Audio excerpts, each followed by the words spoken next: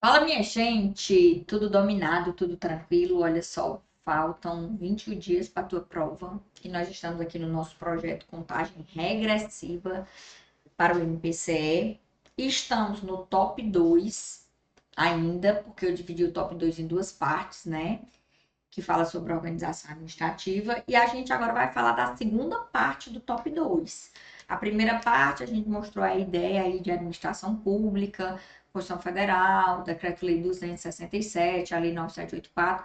Essa segunda parte, eu vou mostrar para você as leis relacionadas às entidades da administração indireta, tá certo? Então, essa segunda parte é para você entender aí onde é que você encontra a legislação sobre as entidades da administração indireta, tá certo? Aí a gente vai aqui começar, mas antes de começar, eu quero pedir para você, não esqueça de se inscrever no canal, ajuda a divulgar aí o projeto, curte, comenta, compartilhe. Você não deixou nenhum comentário para mim ainda? Por favor, né? Tô aqui contigo, na luta, na batalha. Dê seu comentário, né? Sua sugestão, sua crítica, o que é que você precisa, o que é que você queria ver aqui no canal. Porque quando a gente terminar esse contagem regressiva, a gente vai para outros projetos. E aí a sua sugestão, ela é muito importante para mim. Que aí a gente começa aí a divulgar mais projetos, tá bom? Tranquilo? Lembre-se que esse projeto está passando simultaneamente no canal do YouTube do Curso Prime e no canal da Tia Lid, que é um canal novo. Um canal aí que tá engatinhando. E aí, por isso, eu preciso da sua ajuda, tá? Ó, a nossa análise aqui voltada para o top 10, ela é baseada na legislação. E se você tem dificuldade aí com a legislação de direito administrativo, a Tia Lid fez o VADMECO mapeado do MPCE, né? Legislação com as principais leis e os artigos mais cobrados na prova, para você entender. E a gente também tem o e-book de questões comentadas. Eu separei 150 questões, comentei 150 questões baseado no teu edital, ok? Agora vamos lá, ó. Nós estamos aqui, ó, no top 2 do Sebrasp. Analisamos aí 3.031 questões e dessas 3.031 questões, o grau de incidência de organização administrativa é de 10,99%, correspondente a 333 questões. Nessa parte 2 aqui de organização administrativa, a gente vai fazer a análise das leis que tratam das entidades da administração indireta. Então, só para você entender aqui, ó, essa aqui trata da agência executiva.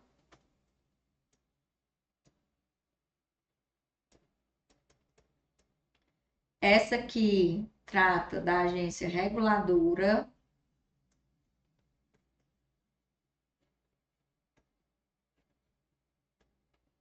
Essa aqui trata dos consórcios públicos.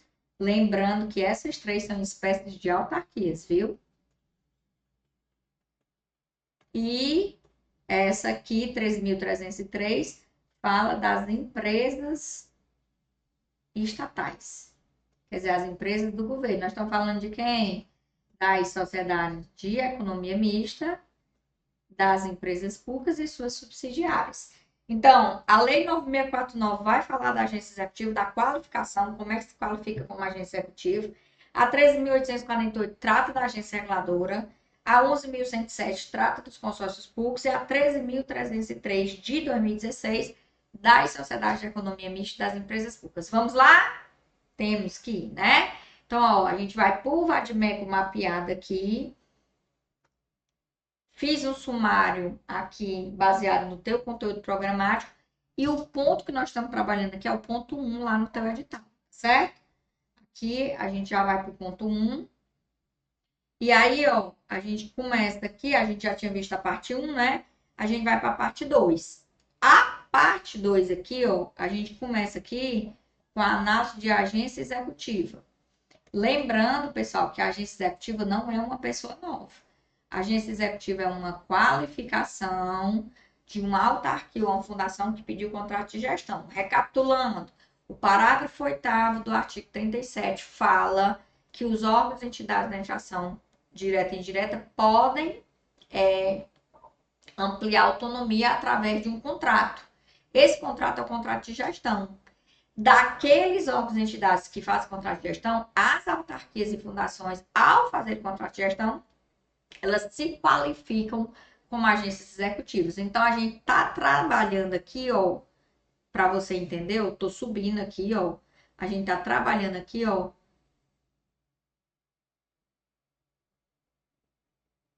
com o parágrafo 8º aqui, ó, que a gente fala assim, ó, a autonomia gerencial, orçamentária e financeira dos órgãos e entidades da administração direta e indireta poderá ser ampliada mediante contrato a ser firmado entre seus administradores e o poder público que tenha por objeto a fixação de metas de desempenho para a órgão entidade, caber na lei dispor. Então, o que é que você tem que entender? Que todos os órgãos e entidades da administração direta podem firmar esse contrato para ampliar essa autonomia.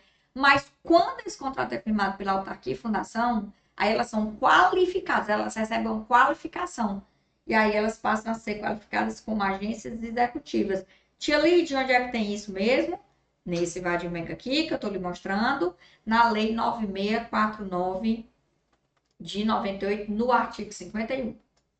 Olha o que é que ele vai dizer. O Poder Executivo poderá qualificar a agência executiva, a autarquia ou a fundação que tenha cumprido os seguintes requisitos: ter um plano estratégico de reestruturação e desenvolvimento institucional em andamento, ter celebrado contrato de gestão, que hoje também é conhecido como contrato de desempenho, né?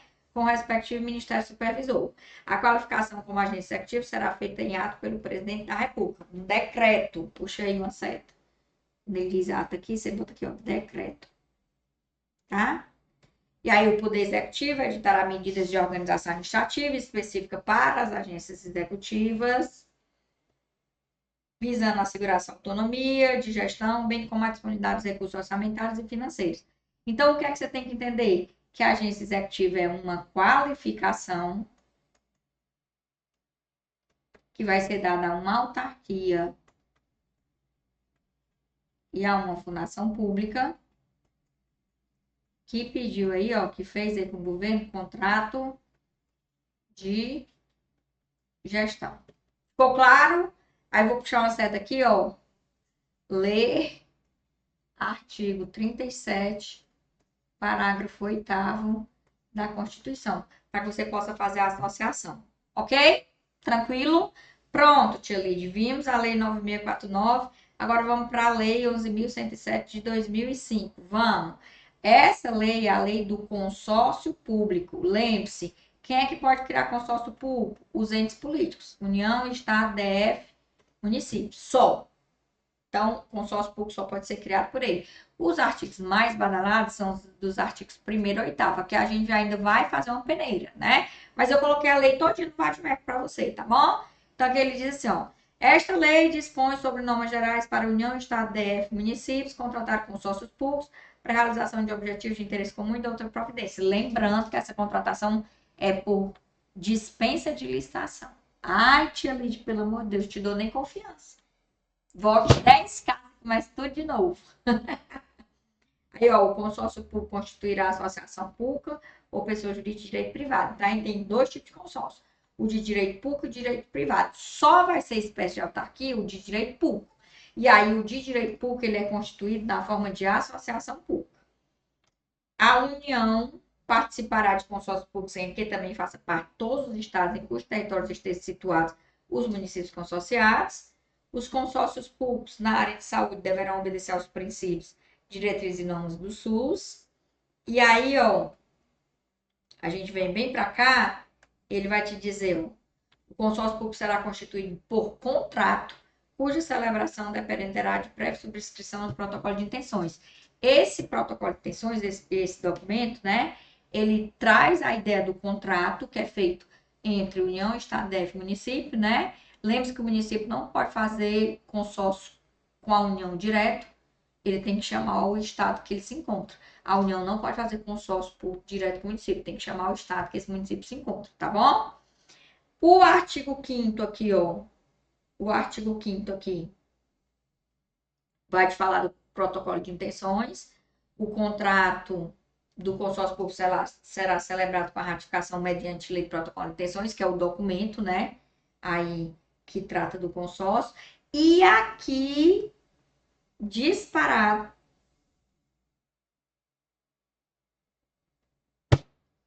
os tópicos mais cobrados na prova.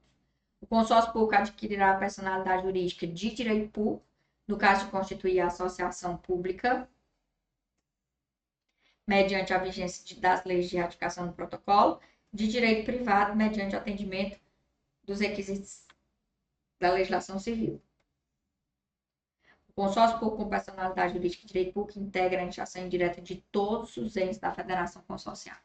Então, se eu tenho um consórcio público entre Fortaleza, Calcaia e São Gonçalo do Amarante, e ele foi instituído na forma de associação pública, ele é da iniciação indireta ao mesmo tempo de Fortaleza, ao mesmo tempo de Calcaia, ao mesmo tempo de São Gonçalo.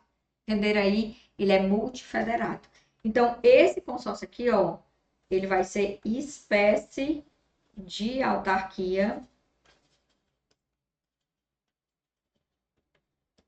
segundo o entendimento do STF e do STJ. Sério, tia Leite, seríssimo.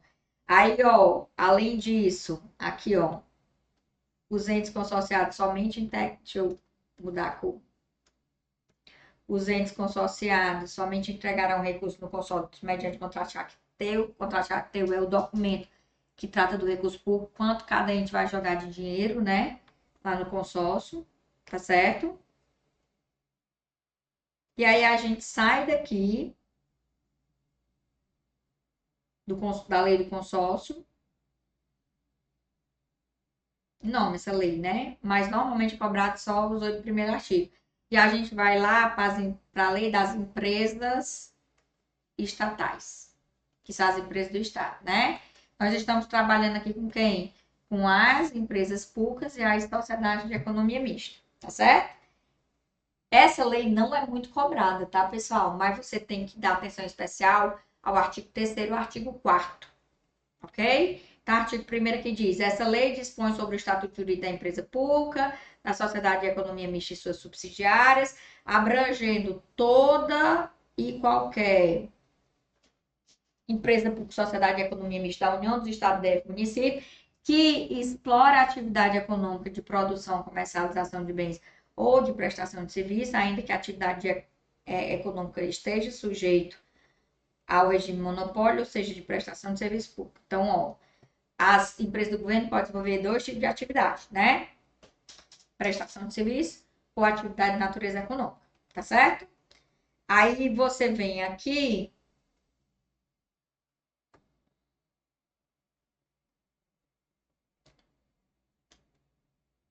artigo 2º. A exploração da atividade econômica pelo Estado será exercida por meio de empresa pública, sociedade de economia e suas subsidiárias. Que é isso? É o governo instituir suas empresas para jogar as empresas, né, para competir com o mercado, para balancear o mercado e evitar a formação de cartel. Então, elas vão lá para o setor privado, competir com as empresas do setor privado, para balancear o mercado e evitar a formação de cartel. Isso aqui é uma análise, pessoal, do artigo 173 da Constituição Federal, tá aqui ele falando, que nós chamamos de intervenção no domínio econômico na forma direta. Ok? Então, é essa análise aqui, tá certo?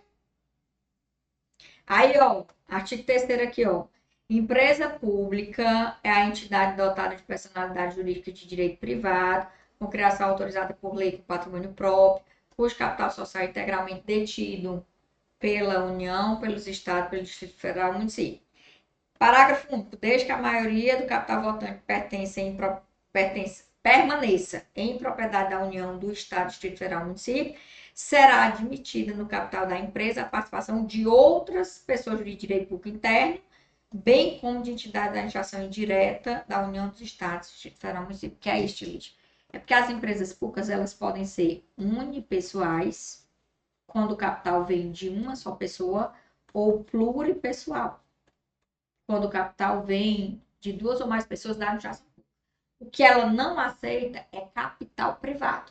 Então, um exemplo de empresa unipessoal, a Caixa Econômica Federal, a empresa de Correios e Telégrafos. Um exemplo de empresa pluripessoal, a Dataprev, que aí tem capital da União e do INSS. Então, a data prévia, ela se encaixa no parágrafo único aqui, ó, desde que a maioria do capital votante permaneça em propriedade do ente político, né? Será admitida no capital da empresa pública a participação de outras empresas de direito público interno, bem como de entidade da administração indireta. Pronto, é a empresa pluripessoal. Não esqueça disso. A empresa pública pode ser pluripessoal ou unipessoal, mas ela não aceita capital privado, só pode ser capital do poder público, né?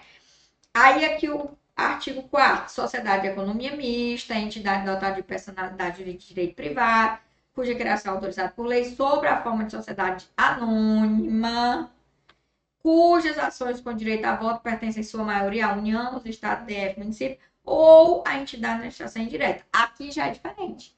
A sociedade de economia mista, ela aceita capital público e capital privado. Mas a maioria aí do capital votante tem que ser capital público. Então, uma grande diferença aqui, ó, é que ela é capital público e capital privado. E o capital público tem que ser o acionista, ó, acionista majoritário, tá? Tranquilo aqui? Tudo dominado? Sim ou não? Então, esteja atento. E para a gente finalizar aqui, ó,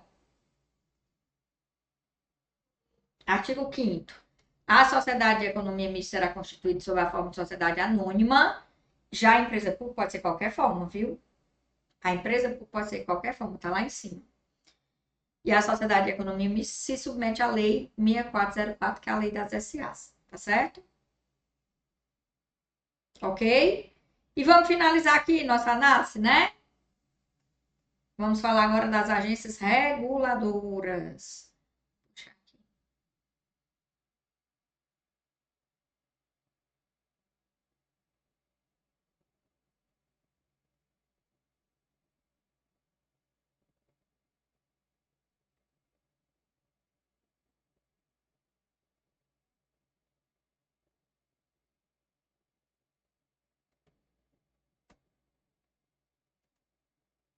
Será se eu passei? Ah, não, sei não, porque ela é grande. Pronto, aqui.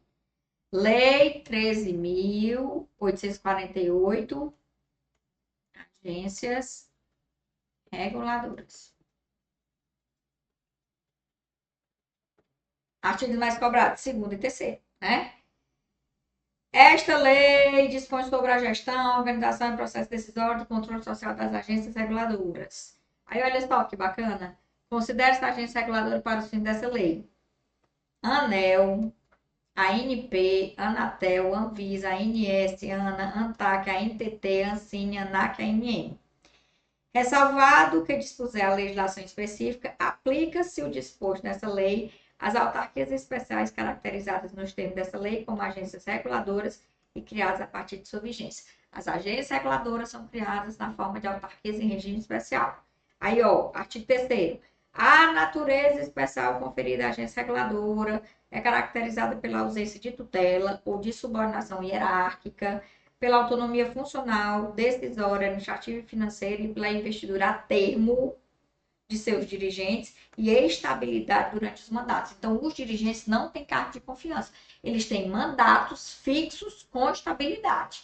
Pode tirar eles de lá assim por querer, adjunto? Pode não, Fifi. Se desoriente, não, viu? Mas eles podem ser destituídos, lógico, se pisar na bola, né? Por um processo administrativo disciplinar ou por ação judicial. Agora, tirar como é cargo de confiança não pode, não. Aí, bem como pelas demais disposições constantes dessa lei ou leis específicas voltadas para a implementação. Então, não esquece, a agência reguladora, uma espécie de autarquia em regime especial, os seus dirigentes, eles são indicados, mas eles não têm cargo de confiança, eles têm mandato fixo com estabilidade. Entendeu tudo? Tudo dominado? Então, ó, a gente vai se despedindo e amanhã a gente volta, né? Um abraço!